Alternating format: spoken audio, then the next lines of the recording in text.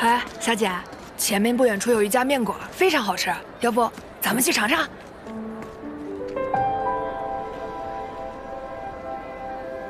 那间面馆太简陋了，我看我们还是去客栈吧。啊，难得来这附近。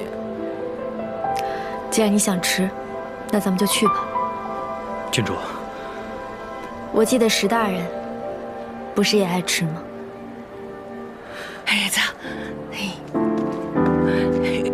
哎，太好了，终于能去吃了。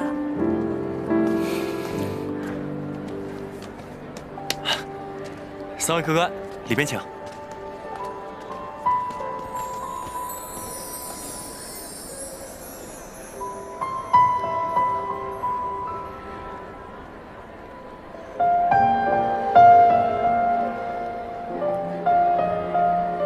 石大人，想吃什么？这餐由小女做东，感谢大人今日为搬家劳心劳力。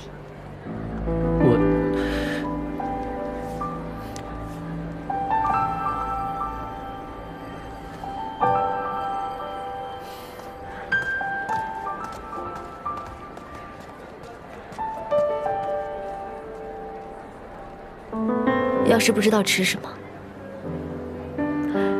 蔬菜面好了。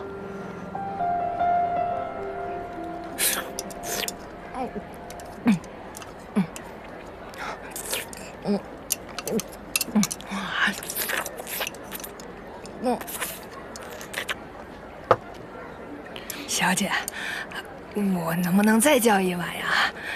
嘿，去吧，想吃什么一起点。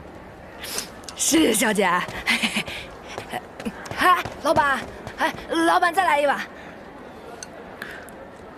郡主，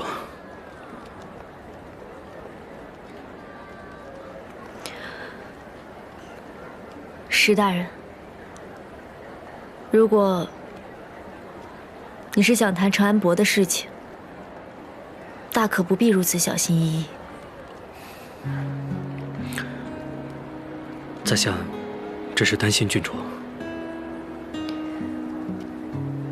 我知道他为何如此。